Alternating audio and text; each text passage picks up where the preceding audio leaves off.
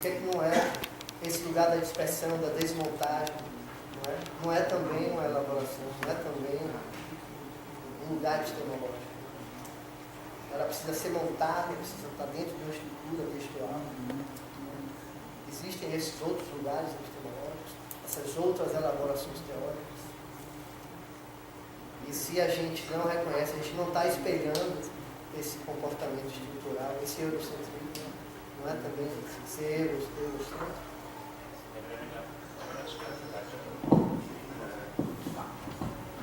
Quem mais gostaria?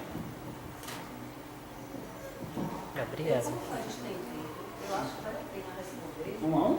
Eu acho que, né? Porque aí a gente não perde o raciocínio da pessoa. Porque tem tempo, né? Bom, Eu não sei, mas eu acho que quando faz um bloco, aí tende a ficar menos diretivo. Mas aí dissolve. A fala da pessoa dissolve na fala da outra, e eles respondem já esquecendo partes. Isso é isso.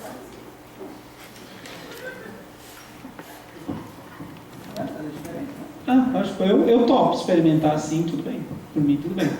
Bom, então, se estiverem de acordo, eu creio que... Bom, primeiro, só para lembrar, né, aquela parte em que, inclusive eu que falei, né, aquilo lá eu estava apresentando uma tentativa de contestação, de crítica, né, de supostos limites, né, da decolonialidade, por exemplo, mas não necessariamente aquilo é o que acontece, né? Então, eu acho que só para deixar claro, não sei se ficou claro para todos, que era a opinião de alguns autores a respeito do decolonial. Então, essas questões. Agora, indo para a questão central sua, que é, na minha opinião, né, sobre existem outras formas, né, de... Você citou até alguns levantes históricos, né, brasileiros, enfim. É possível reconhecer, né, em muitos deles, sim, um ativismo político, uma tentativa de levante ou de um viés crítico, em algum sentido, né? Talvez fosse o caso de debater caso a caso, mas enfim. Acho que há, ao longo da história da colonização, por exemplo, uma série de exemplos que poderiam ser levantados como, né, os próprios quilombos, palmares, né? A gente poderia levantar uma série de outros. E que eu acho que, de alguma forma, o pano de fundo é esse embate com o colonialismo, né, e depois, mais recentemente, a colonialidade, contra essa forma de dominação, enfim, E com relação aos saberes, sim, né, esses momentos têm potencial, podem ter potencial de trazer saberes que depois são o epistemicídio, que fala o Boaventura, né, que muitas vezes podem ser derrotados também. Então não é só muitas vezes uma derrota política, mas é uma derrota também de saberes, né? Então, muitas vezes a gente acaba nem tomando contato do que foi isso, né? Há quem diga que os tenentismos, né, que nós tivemos no exército, eles ainda hoje teriam potencial de acontecer, né, em função aí, né, a discussão que eu acompanhei, em função desse novo governo que tem um número muito grande de militares, né? Mas mesmo a classe militar não é uníssona, né? Ela tem os seus embates também, e que a gente muitas vezes não acessa.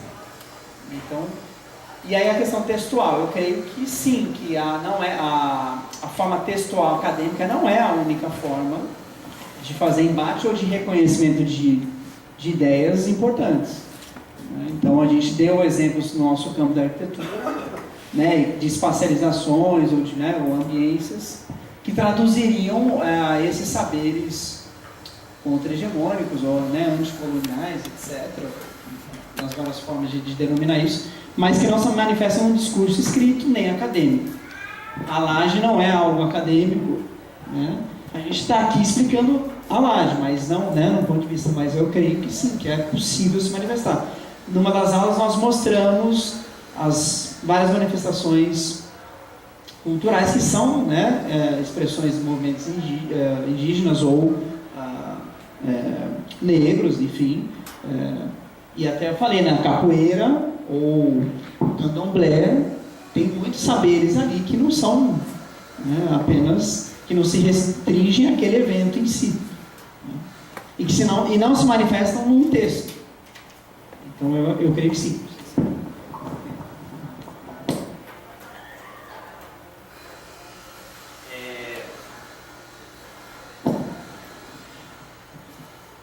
Eu acho que, primeiro, assim, a gente não pode entender que texto e escrita é só o texto e a escrita alfabética, né? Nós naturalizamos que texto, escrita e história são coisas feitas com o alfabeto, né? Mas texto, né? Inclusive, né? No campo da intertextualidade, né? Quem estuda a intertextualidade, eu estou na literatura comparada, né? Mesmo em abordagens, digamos, que não necessariamente se apresentem como extremamente críticas, extremamente radicais, texto é muito mais do que escrito, né? Escrita é muito mais, texto é mais que escrito, e escrita é muito mais do que escrita alfabética, né? Então acho que isso já ajuda a ampliar muitas coisas. Acho que ao longo do curso talvez tenha ficado mais evidente, a gente discutiu isso ontem, né, uma dispersão de imagens que produz significado, né?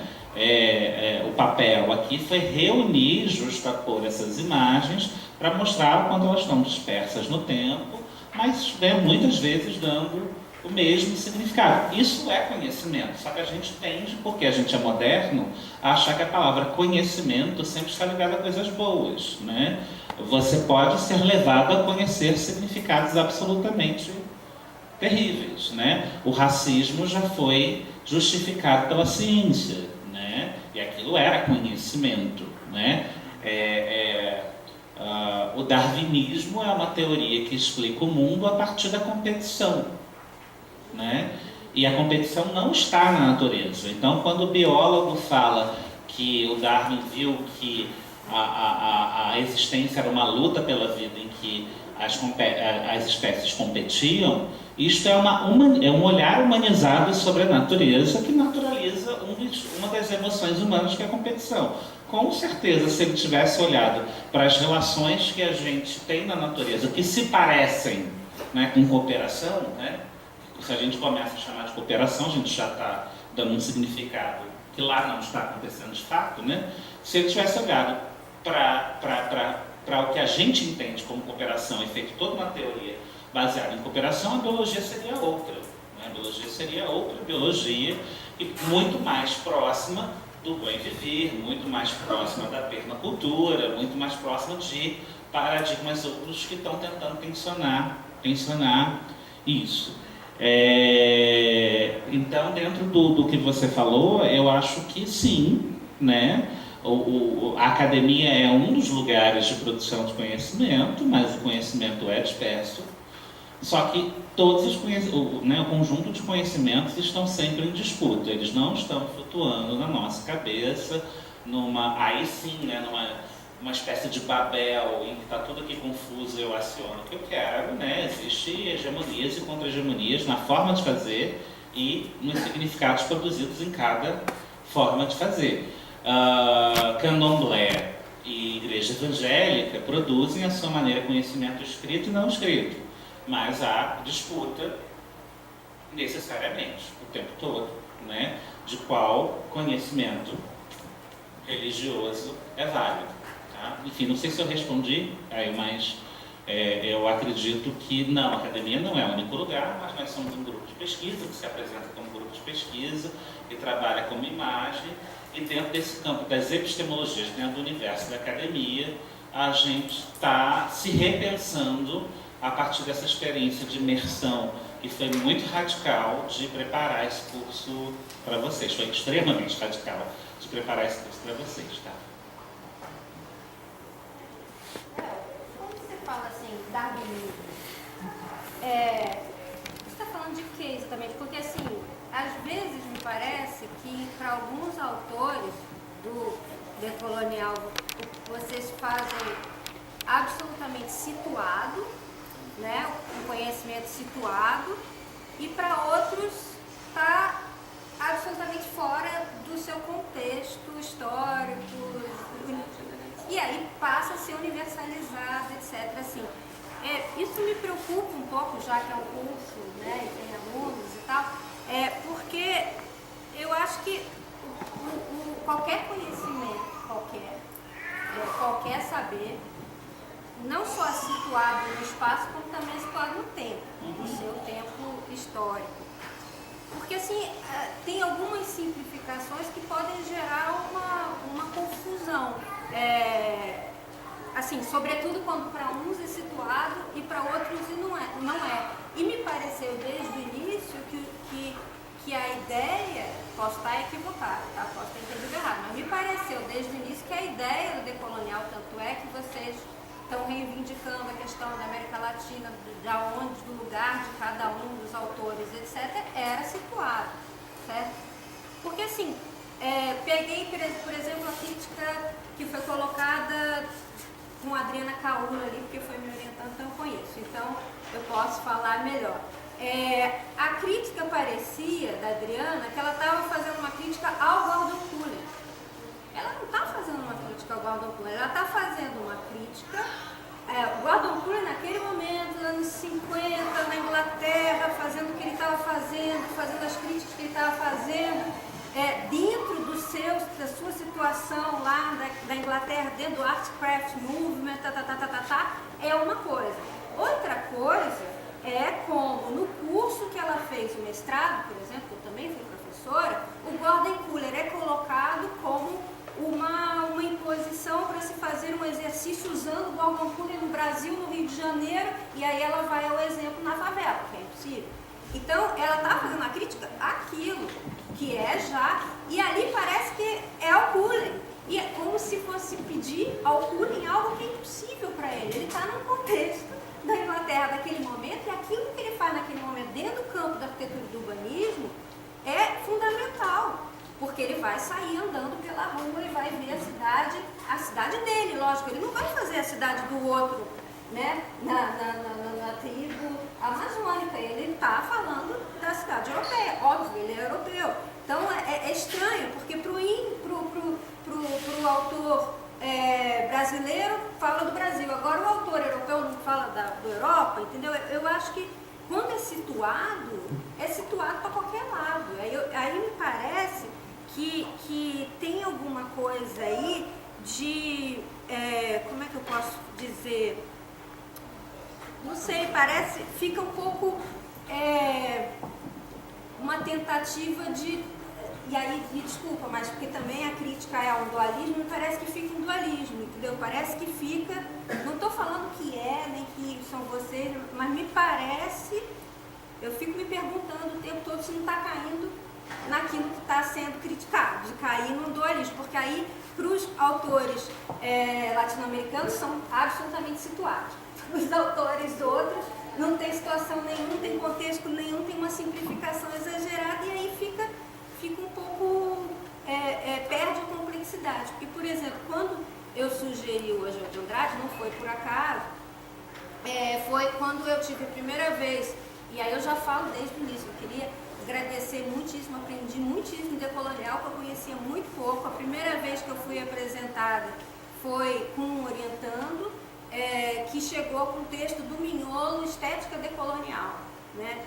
E aí, quando ele chegou com aquele Estética Colonial, que era um texto do ano que ele estava, foi 2 anos atrás, 3 anos atrás, sei lá, 4 anos atrás, chegou com aquilo que era quentinho, ali, fresquinho, eu olhei para ele e falei assim, você já leu Ângelo de Andrade dos anos 20? Né? Aí fiquei, porque era muito... E também para tensionar o quê? Para tensionar aquela discussão também da amodernidade, né? Que a colonialidade é contra a modernidade. Porque, no final das contas, o Ângelo de Andrade é profundamente moderno, mas é outra modernidade. E outro moderno crítico, absolutamente crítico. E aí ele está fazendo a crítica tanto à importação de modelos artísticos da Europa, né? Quanto uma crítica à questão identitária também. Ele vai estar fazendo a crítica ao bom selvagem, a essa questão daquele momento identitário, que naquele momento, dos anos 20, era um momento dificílimo no país, que a gente está revivendo algo parecido, mas não é a mesma coisa, de um fascismo crescente, de um integralismo crescente no país, e que tinha a ver com essas questões identitárias. Então, ele estava fazendo a crítica aos dois. Por um lado, ele estava batendo na importação pura e simples, e por outro lado, ele estava batendo na estereotipização identitária, que estava levando ao fascismo, que ele já estava vendo que estava levando ao fascismo. E aí, por exemplo, e isso tensiona tudo isso. Por quê? Porque ele é moderno, porque ele está dentro da modernidade, porque ele não joga fora nada da discussão europeia, pelo contrário, ele está diretamente atrelado às vanguardas europeias, né? Ele só fala o seguinte: olha, o que a gente vai fazer é pegar o que a gente quer, a gente devora o que a gente quer, e aí ele pega a prática antropofágica para isso. A prática antropofágica é isso, a gente devora do inimigo o que a gente quer, o que a gente bom, quer, o que é bom, não e o que a gente não quer. Não, só o que é bom. Eles não comiam o que não era bom. Tanto é que nos Estados eles não comem. Era um alemão covarde. Era um alemão covarde e ficou lá. Agora, quem é? Por quê? Porque aquilo ele ia engolir e transformar como dele, incorporar o do outro. Então é uma incorporação da alteridade, né, que aí muda o eu e muda o outro. Aí aquela bolinha, aí sim, o que o Dilton estava falando, aí aquela bolinha não serve mais, né, não funciona mais aquelas separações, porque ele incorpora o outro para produzir uma outra coisa completamente diferente, que não é nem eu nem o outro, já é um eu que comeu o outro, que devorou o outro, né. Então me parece que tem aí toda uma questão da devoração dessa impureza e tal, que já está colocada ali desde os anos 20, entendeu? Por isso a provocação era muito nesse sentido, assim, como uma possibilidade de sair exatamente disso. Ou é europeu, ou é latino-americano, e ainda mais, ele não tinha nenhuma intenção de falar pelos índios, como os índios, por causa... Não, era só a prática antropofágica como uma metáfora para a prática artística. Então, eu acho que torna um pouco, mas completamente situado, né? Não é uma coisa assim que ele está do nada, ele está lá nos anos 20, aqui. Tudo bem, que aí depois, nos anos 60, aquilo é retomado, mas também de outra forma. Porque, não sei, me parece às vezes que a gente corre o risco, de novo, de cair na mesma dualidade. Eu sei que você vai dizer que não é dualidade, que não é isso, eu sei que você vai dizer, mas é como parece, não sei se para os outros, mas às vezes, por quê? Porque fica nessa falta do contexto histórico, que eu acho que o contexto histórico traz essa complexidade que não deixa ser nem uma coisa nem outra. Né? É uma coisa e outra, e outra, e outra, e outra, tudo muito mais misturado, assim. E eu entendo como talvez como uma, e aí é aquela coisa, como uma necessidade de se colocar uma ideia, e aí sempre que a gente quer colocar uma ideia, a gente exagera para um lado para o outro, manipula um pouquinho, isso todo mundo faz o tempo todo. Mas me parece que é um pouco isso, né? Pelo menos o Mignolo brigando com o Foucault, aquilo que eu falei da outra vez, me parece isso. Parece que é uma coisa querer se demarcar, uma coisa... Mas não sei, é uma dúvida que eu fico, porque do curso... E aí eu estou falando do curso todo. Eu aprendi um monte, mas fico com essa pulga atrás da orelha, assim, será que não é trocar 6 por meia dúzia? Será que não tem algo mais complexo? Por isso o Oswald, porque o Oswald bagunça um pouco as coisas. Não dá para comparar o Oswald com Bien Vivi, né? É outra coisa. É outra coisa completamente diferente. Não estou falando que é melhor, nem pior, nem nada disso. Estou dizendo que é outra coisa, que as coisas são bem mais ambíguas, bem mais irônicas, bem menos claro-escuro, né? Bem menos... Não sei, eu estou pensando alto, tá, gente? Desculpa, não é uma pergunta, é um pensar alto sobre... E explicar também por que eu falei do hoje. Não, eu acho, enfim, tentando dialogar, né? Tem mais uma resposta. A primeira coisa, quando você falou assim, a Adriana estava criticando quem usa o cooling e não o cooling. É isso mesmo, né? Mas por trás dessa apropriação do cooling, ou de quem quer que seja, tem uma ideia de que o escrito provinciano produzido na Europa tem valor universal. É por isso que acham que podem usar na Rocinha. A culpa é do cooling? Não, não dissemos isso. Ele escreveu que esta teoria do clone visual pode ser aplicada em Saturno, Rocinha, Escandinávia e África? Não, ele não disse isso. Só que a geopolítica do conhecimento gera aquele abismo. Tem conhecimento que é superior, que está dado como superior, que vale por todos. Não é culpa exatamente do autor, todo autor é um sujeito histórico, e esses autores escreveram em momentos que essa pergunta nem existia, né? Agora, o fato da pergunta não existir no momento que o Cullen, ou quem quer que seja, escreveu, não significa que eu não possa fazer essa pergunta hoje. Olha, usam o Cullen, usam o Le Corbusier, usam o Kevin Lynch, usam o que quer que você pegue na teoria da arquitetura, por exemplo, ficar na arquitetura, escrita por americanos ou por europeus, como sendo um autor que serve para qualquer contexto. E isso, para quem passou pela geografia como eu, assim, é ainda mais avassalador, que por trás dessa ideia tem uma anulação total do espaço, né? A tábula rasa está no eurocentrismo, né? Porque aquilo que é formulado em Europa serve para qualquer lugar. Darwin não tinha a intenção de produzir o darwinismo social, né? É até injusto, né, que tenha o nome dele. Ele estava lá, observando a natureza, viu a aranha comendo a formiga e começou a pensar sobre essa relação da aranha comendo a formiga. Isso tem um contexto histórico, evidentemente isto se explica pelo imperialismo, pelo contexto histórico do imperialismo. Agora, o fato de eu detectar hoje, ter condições históricas de detectar que o darwinismo, enquanto teoria, não se propunha isso, mas acabou sendo mais uma das forças que atuam para justificar a modernidade do mal, né? Para concordar com você, podem haver modernidades diferentes. Não, mas aí não é bem ou mal.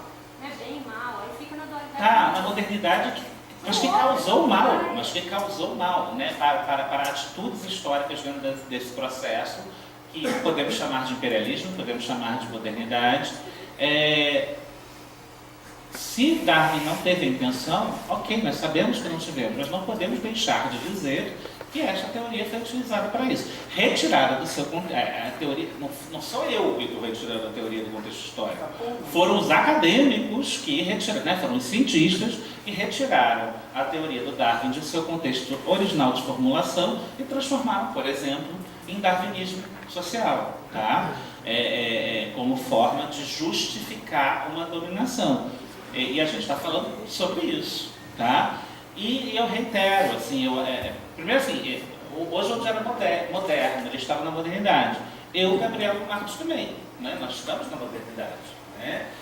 Então, a gente não está falando aqui de um outro lugar em que outras coisas existem e flutuam e que estou isolado neste lugar. Eu estou dentro do que há, pescando saberes que eu julgo que são, né, eu, Marcos, Gabriel, Oswaldo, julgamos que são eclipsados, e indo lá para ver o que eles podem contribuir, né? Primeiro analisar, analisar, expor e denunciar que eles são eclipsados. Isso tem a ver com o processo constante de produção de inexistência, o tal do abismo do Boaventura. O abismo do Boaventura é vertical, não é um abismo horizontal, é o abismo como metáfora da inexistência, você joga o sujeito no abismo, ele não existe mais. Primeiro eu tenho que demonstrar isso. E segundo, eu vou dizer, olha, esse conhecimento ainda existe, esse conhecimento é taxado como não, dentro dessa modernidade hegemônica, ele é taxado como não moderno, mas eu, dentro da academia moderna, vou utilizá-lo, vou dialogar com ele para fazer emergir outras questões, né? Então, acho que corremos o risco do dualismo, sim, porque nós estamos dentro da modernidade, né? É sempre difícil explicar fora disso, né? Todas as vezes que eu vi um pós-moderno tentando criticar o dualismo marxista, ele fazia uma tabela no quadro explicando o que era o pós-moderno e o que era a dialética marxista. Isso é dualismo, né? Só que talvez seja difícil explicar que uma coisa é uma coisa, outra coisa é outra coisa, só que a gente, né, não sai desse raciocínio, né? Então, talvez todas as vezes que a gente tenta explicar aqui o que é o decolonial, a gente faça, mesmo que invisivelmente, né, essa tabelinha, né, o decolonial isso e o decolonial aquilo. Só que o que eu garanto é que eu sei que o Foucault, o miolo, é leviano, e né, o miolo diz que Foucault não tem nada a ver com o decolonial. Mentira, isso é um absurdo. Isso é um absurdo. Não existiria essa teoria sem que se entendesse a construção de poder do Foucault, como você bem mesmo relatou. Só que o Foucault, né, e aí, até uma fala que você falou, né, o Foucault não foi capaz de enxergar, né, porque ele não estava interessado, porque ele estava olhando lá nos arquivos, o anterior àquele período histórico. Eu não vou brigar com o Foucault que ele não foi capaz de enxergar, mas eu vou dizer, olha, pelas condições históricas dele, ele não teve capacidade de enxergar isso. Ao eu ampliar o conceito de modernidade até 1492, a própria teoria do Foucault se amplia. Porque aí o panótico está lá em 1492. Né? Essa mirada, esse biopoder, né? Essa capacidade de classificar os corpos, vai para 1492. Né? Então, a gente engrandece o Foucault, né? Né? Dando razão a você, que é levianíssimo o miolo dizer que o Foucault não serve ao decolonial, né? Ao eu olhar pela lente decolonial, eu, né, como Foucault, ou amando Foucault, seja lá qual for a metáfora, e eu viajo um pouquinho no tempo para enxergar uma coisa a mais, que era impossível de ser enxergada se eu não ampliasse o escopo, se eu não acionasse uma geopolítica do conhecimento e se eu não pensasse no que está invisível e visível. Então, o decolonial é um método. O decolonial é um método, no final das contas, em que o escopo temporal ampliado e uma centralidade do lugar epistemológico fazem enxergar coisas. Método que deve ter essas coisas. A coisa dos situados e do não situados, né? Que eu acabei falando, mas não levando. O Jangel é provincianíssimo. Então, a gente está dizendo, né? Cidade para pessoas brancas caminharem em Copenhague. Isso é uma piada, isso é uma ironia, né? Mas aquela cidade só serve para Copenhague, gente. E aí, de novo, né? Pode não ser culpa do Jangel, mas ele ser utilizado nas escolas de arquitetura para a gente fazer fachada dinâmica. Ele tenta fazer projeto aqui. Né? E ele também veste a carapuça do europeu universal, né? E vai para todos os lugares. Marcos contou que ele foi para um lugar, ficou 5 horas, Brasília, né? Ficou 5 horas e já propôs uma coisa para Brasília. Estou falando do bullying que não tem nada a ver. Assim, né? É diferente. Todos os conhecimentos são situados, mas o único que é validado como sendo possível de ser aplicado em qualquer lugar é esse de uma chave moderno-eurocêntrica. Eu não estou dizendo que todo europeu faça isso, ou todo americano faça isso, mas há uma tendência na academia, enquanto sistema mundo, né, um sistema mundo de produção de conhecimento, em que existe os autores que são considerados centros, são tratados como centros, são tratados como capazes de formular o universal, e os outros que são capazes apenas de fazer o local. Quando a gente pega um exemplo extremo como o Jangel, a gente vê o quanto isso é um absurdo. Né? No caso dele, está dizendo que é culpa dele, mas mesmo que não fosse, é porque o lugar do autor europeu é um lugar de poder. Né? E que eu preciso mostrar o quanto é ridículo. Né? O quanto aquele caminhar não existe em outro lugar, né? Que não, nem na Europa. Né? Algumas cidades da Europa não dá para fazer aquilo. Né? Então,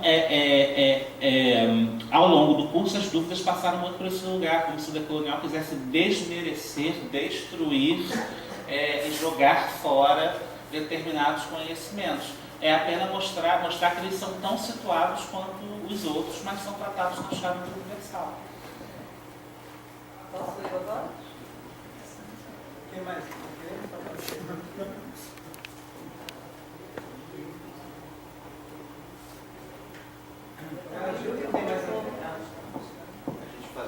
Não, mas só para anotar para a gente não esquecer que isso Não, a gente pode vai mudar a estratégia, porque planejamento é assim, a gente faz a estratégia, estudar certo, e vai se autocitando, né? Ah, é só para não esquecer quem seriam os próximos, não que a gente mudou a metodologia, só para não deixar ninguém para trás. Mudar é bom sempre. Mulher, então, que a gente muda, de 15 em 15 dias a gente muda tanto, vice-versa, a verdade.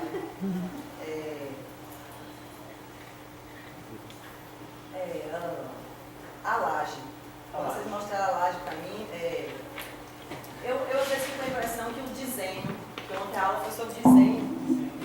legal porque mostrou os padrões, né? Os padrões que eles se repetem, que eles podem ser feitos pela imagem, eles se repetem pelo modo de produção que você vai, né, consumindo, eles se repetem pelo que é considerado bom na alimentação. No caso, você chega em um lugar, tem uma ação, eu estou feliz, eu estou comendo uma comida universal, né? Esse padrão se repete. E às vezes fica parecendo que o desenho está aí, né? Que de alguma maneira não consegue romper.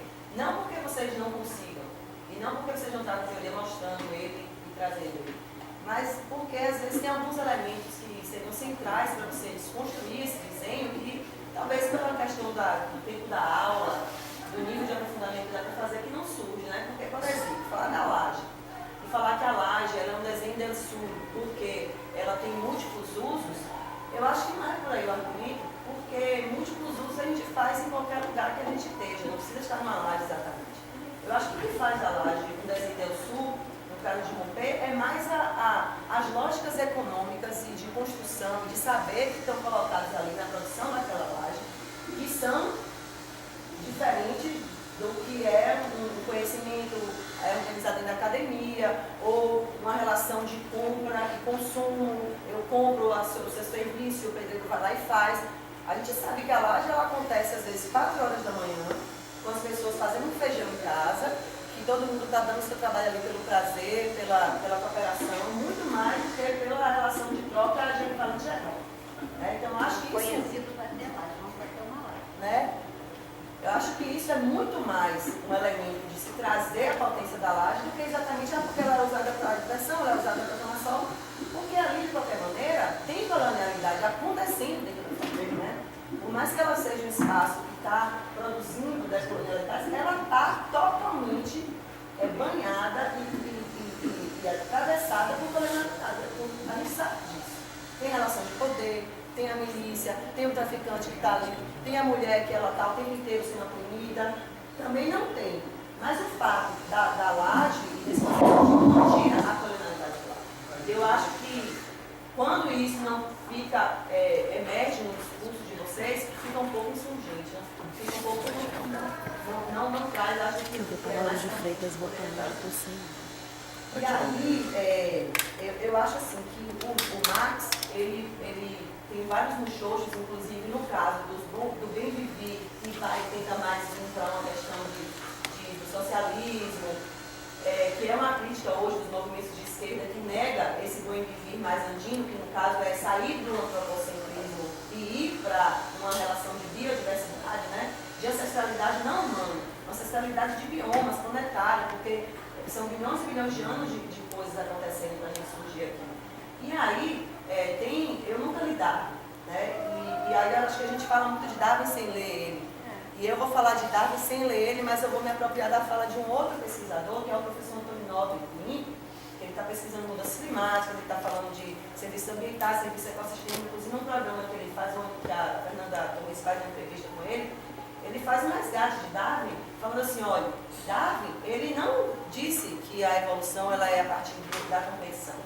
Darwin, ele mapeia vários processos que acontecem no processo evolutivo da vida no planeta, no nível histórico do conhecimento dele, mas segundo Antônio Nobre, que aí eu quero acreditar que ele leu Darwin, ele fala que a cooperação é um fenômeno basilar para a teoria da evolução, muito mais do que a competição. E aí ele diz, o cara que ajudou Darwin a tornar popular a teoria dele, que se apropriou muito mais do conceito de competição, porque naquele momento histórico, dentro do mercado que estava surgindo, das forças econômicas que estavam sendo estabelecidas, o conceito de competição vinha com muito mais potência. E aí Bruno Latour, que é um antropólogo francês, eu acho que ele traz, assim, ele ajuda muito a gente a pensar nisso, porque ele fala desse lugar da produção da verdade, né? Então, a produção da verdade, ela é um resultado de uma convergência de coisas, que são coisas políticas, científicas e técnicas. Então, ele vai trabalhando isso. Eu acho que isso é importante para a gente pensar esse processo. Então, até a construção da verdade, aonde é que a verdade é construída, né? Que isso é uma pergunta importante, e aí tem as formas de chegar na verdade. Por que a intuição de um ritual espiritual indígena que consegue descobrir que uma enzima que tem no corpo do sapo, que ele não foi para o laboratório, ela é capaz de trazer um alinhamento energético que vai dar melhor capacidade de fazer a sua caça. Que estratégias, que caminhos são esses de produção da verdade? No caso da produção do entendimento, e aí entra a técnica, que não é a técnica moderna, mas a técnica, no caso de fazer vir a ser o que não viria a ser se não tivesse alguma coisa acontecendo ali. Né? Que quem me ensina isso é Hernani Coimbra, uma filósofa aqui da UFBA, que está escrevendo Habitar o Mundo, então ela fala da técnica moderna. Então a gente tem que entender essa convergência e trazer esses elementos, e aí de alguma maneira isso faz falta para trazer a potência do decolonial. E aí a fala de Paulo para mim foi muito importante, porque quando vocês falaram de canibalismo aí, ficou parecendo que o canibal ele devora o que ele não quer, e na verdade é outra coisa. O canibal só devora o que ele não quer. Então a pergunta do que eu quero devorar, o que ele quer, o que eu quero devorar. Né? Então a pergunta aí, e aí eu quero até entender isso, o que vocês estão perguntando aí, o que devorar para vocês é o que eu não quero ou o que eu quero? É o que eu quero, né? Mas para quem está ouvindo, assim, para mim, pelo menos, não ficou parecendo isso. Devorar aí ficou parecendo que era algo que não era bom, até porque vocês vêm construindo uma figura do canibal como algo que foi usado, uma figura mística que foi usada para mostrar o que não é bom nas Américas, né? Para poder contrapor com a sede do metal. Então, eu acho que isso é uma coisa que pode vir ser melhor. E aí, talvez, o devorar fosse mais que não é nem o antropofagismo, mas o autofagismo, quer dizer, a gente mesmo se devorar para se transformar em outras coisas a partir do que a gente incorpora no mundo, né? Uma reconstrução. E aí, para fechar, que eu sei que eu estou falando muito, eu acho que Marx, ele tem alguns muxoxos bonitos, mas eu acho que entender valor de uso, valor de troca e equivalente geral é fundamental para a gente entender esse mundo moderno que nos aprisiona, que a gente só sabe ter as coisas se a gente conseguir equivalente geral para comprar o serviço de outro. Né? Essa falta de capacidade de você criar o que é fundamental para o seu corpo existir, que é o seu abrigo, o seu alimento, a sua roupa, a sua energia, como isso nos limita? Então, eu acho que isso é uma coisa importante, e aí eu acho que muito mais do que trazer um xoxo de Marx, é importante trazer o que Marx, no limite dele, ajuda a gente a entender e colabora na teoria decolonial, né? E a relação campo-cidade, onde se produz, onde se consome, também é um problema muito sério da modernidade, porque ela afasta isso e nos torna alienados. Né? E essa alienação eu acho que é uma coisa central da modernidade, e que é uma prisão atual nossa, e que o decolonial ele pode, eu acho que consegue trazer isso, mas pode ser trazido com mais potência. Tá bom? Para fechar. Eu vou repetir.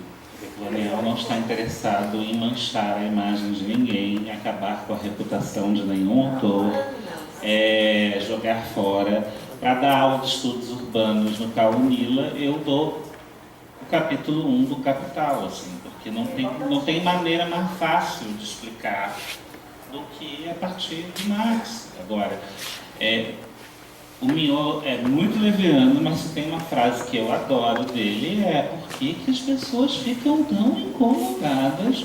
O muxoxo ali não era nem um muxoxo de Marx, era um muxoxo marxista. Né? De novo, né? Paola que precisa. Os marxistas fazendo mau uso de Marx. Né? Por que as pessoas ficam tão incomodadas quando a gente diz que um autor canônico não explica a realidade toda?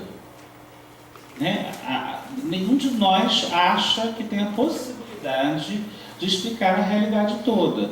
Alguns marxistas ortodoxos acham que tudo que não cabe na teoria do Marx não existe. Isso é errado. Né? Só que, de novo, Paulo, é preciso, não estou brigando com o Marx.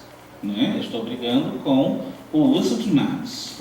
Né? E vendo que Marx, como qualquer teórico, tem suas limitações. Né? Eu vivo brincando com os meus alunos. Né? Meu velhinho barbudo é Freud, mas a gente precisa superar Freud, porque ele não é perfeito, ele não foi perfeito. Né? Ele foi, pelo seu tempo histórico, foi incapaz de ver determinadas coisas. Né? Aí veio lá o Lacan, deu uma completada, veio brigou com ele até por questões pessoais, né? E aí... Eu gosto mais.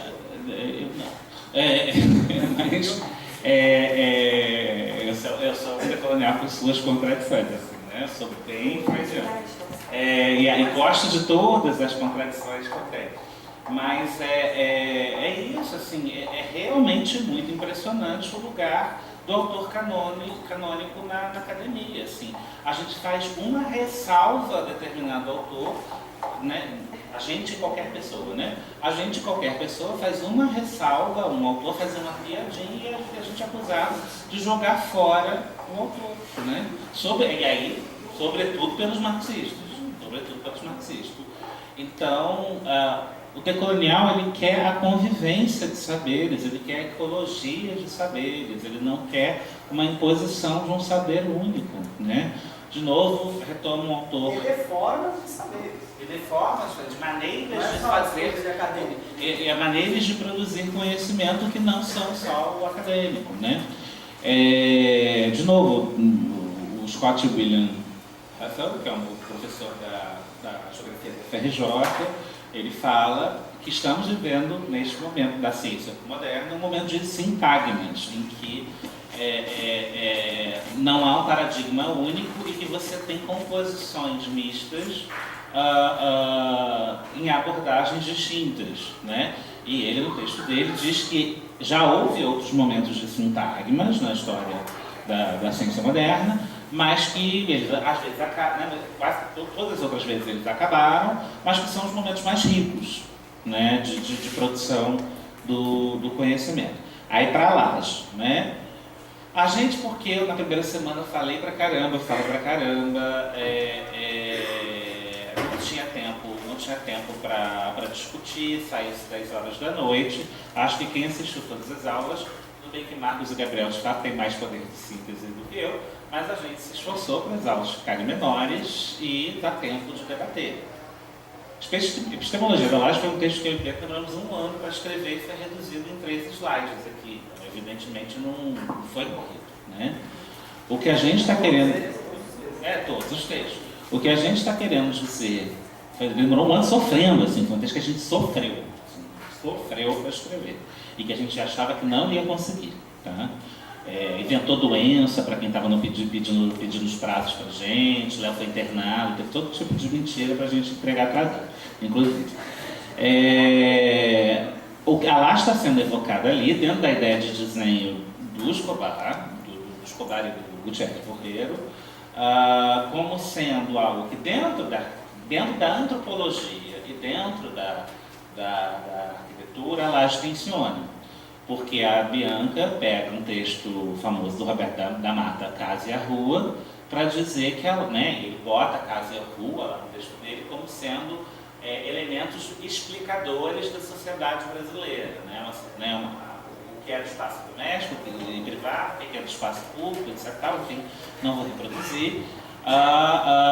E a Laje tenciona completamente o que é público e o que é privado. E a gente mostrou outras arquiteturas, como por exemplo aquela varanda do Bubas, em que, a despeito de não ser a laje, há uma percepção de rompimento do dualismo. Se a gente presta atenção, a gente não consegue categorizar. Isso é uma ressalva importante. O espaço não é público nem privado, é a gente que está categorizando a partir de categorias que já estão lá, né? O espaço está lá, nós estamos decodificando e, né, nós ficamos nessa chave. Quando a gente olha para a laje, quando a gente olha para a varanda do Bubas, a gente não consegue, se a gente está prestando atenção, decidir se é público ou se é privado. Ou seja, a laje nos invoca a saída do dualismo, porque você não consegue, na chave do dualismo, de explicar a laje. A laje tem movimento, então ela dentro de uma ciência, de uma arquitetura em que tudo é produzido no estático, ela evoca o tempo inteiro a ideia de movimento. E a laje, ela é algo que é impermanente sempre. E nós, arquitetos, e vocês, engenheiros, projetamos casa igual projetamos joia. Eu desenho um anel, já estou prontinho para ser vendido. Só que o anel, né, eu boto no dedo e ele realmente fica ali. A casa tem vida, tem gente. Né? Então a laje, ela, justamente porque não passa por uma decodificação de uma prática profissional, ela é produzida no cotidiano para necessidade cotidiana. Então agora vou bater essa laje com o dinheiro que eu tenho, com um churrasquinho dos amigos, batendo lá na solidariedade, e ela vai me servir para uma série de coisas que dependendo da configuração da laje que está do lado, eu vou poder fazer ou não. Então na laje também tem negociação. Porque eu estou batendo minha laje aqui e você está batendo a sua laje ali. Então se semana passada eu conseguia pular da minha laje para a sua e chegar na laje da Luciana, se você sobe um piso, eu passo a impedir, você passa a impedir que eu chegue na laje da Luciana. Então, essa ideia de movimento de permanência da laje nos fez, de novo, evocar que a laje tensiona uma série de categorias. E a gente acha que, ao fazer isso, se tensiona também a ideia de cidade formal, cidade informal, rural, urbano, né? Todas essas categorias que não são impostas como dualistas, a laje ajuda a sair do dualismo, tá? Então, sobretudo do dualismo, né?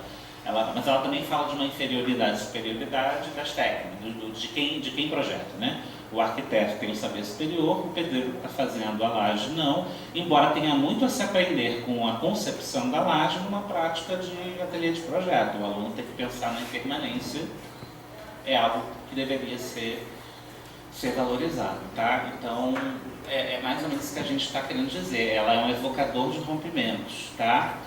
Tinha uma coisa do Oswald que eu esqueci de falar, que agora eu vou esquecer de novo. Ah, sim, Paola. O Oswald, evidentemente a gente sabe que o Oswald não é decolonial e o Oswald é moderno, mas eu comecei a falar, mas não acabei. Eu sou moderno, Gabriel é moderno, Marcos é moderno, porque estamos na modernidade. Agora, eu posso olhar para o passado e ver que naquele momento, ao ele evocar uma figura do passado, voltar no tempo e eleger algo que foi pejorativizado para tentar explicar a sociedade brasileira e propor uma saída, isto é uma atitude decolonial, no sentido dessa volta ao passado, olhar para uma época que está se querendo suprimir, né? Nosso olhar para ela, está se querendo ser uma outra coisa. Então, olha, isso aqui ainda está presente e eu vou, né? Essa sociedade brasileira ainda tem marcas por causa disso. Aí que fala daquela história da doença, do tônico revigorante, etc. Tal. E eu vou evocar essa figura do passado, essa figura aposta inicialmente como negativa para propor uma saída. Então, evidentemente, num contexto histórico estrito, eu não posso chamar de decolonial, mas haveria traços ali que nos fazem lembrar de um tipo de estrutura semelhante à decolonialidade. Agora, isso é uma análise superficial. Assim como eu posso falar que existiram feministas antes de se ter o termo feminismo, né? E na literatura comparada, de fato, a ideia é pegar autores diferentes de períodos históricos diferentes, de propósito. O anacronismo é muito importante na literatura comparada, para desse embate surgir uma ideia nova, né? Esse é o exercício principal da literatura comparada, e a gente fez isso, né? A gente entendeu que o índio estava perspassando várias das narrativas do curso. A gente botou essas 3 narrativas no último dia de aula e tentou tirar dela uma coisa que já não tem mais a ver com o índio, tem a ver com uma outra coisa, com o que a gente está chamando de epistemologia, tá? Vocês perceberam que onde vocês estão nessa imagem que vocês estão projetando, quem está falando, e que vocês não estão sentados à mesa? Nós admitimos a colonialidade do ver ao demonstrar que isto é uma construção que nós fizemos. Nós temos um login de uma tela de computador. Mas eu lembro vocês mostrando várias imagens do período colonial e problematizando essa construção e essa ausência dessa pessoa. Sei que tem o texto, mas até onde está o texto e como está o texto e onde que sai, que não ficou muito claro quem está, vou chamar quem para sentar na mesa. Onde eu estou essa mesa. Eu gostaria que você falasse, vocês vão subir a laje, né? Vão subir o morro, onde estão vocês aí, essa imagem que vocês estão construindo, que eu sinto que recupera também uma ideia utópica de uma comunidade. Aí gostaria também de saber onde estão as pessoas com quem vocês não querem sentar na mesa. Assim, tem pessoas com quem a gente quer sentar e dialogar, e tem outras com quem a gente prefere não sentar. O que a gente faz com essas pessoas? Bem, foi uma... eu queria falar, teve uma ordem que... desculpa. Bom, eu acho que a gente poderia fazer uns bloquinhos para também vai deixar vocês mais exaustos ficarem. Gabriela fechou a parte do bloco hoje. Muda essa trava, Porque senão eu acho que vocês vão ficar mais cansados. Eu só queria falar duas coisinhas bem rápidas. Eu acho que tem muito a ver com o que a Gabriela falou. Pelo que eu estou entendendo, às vezes o decolonial se apresenta...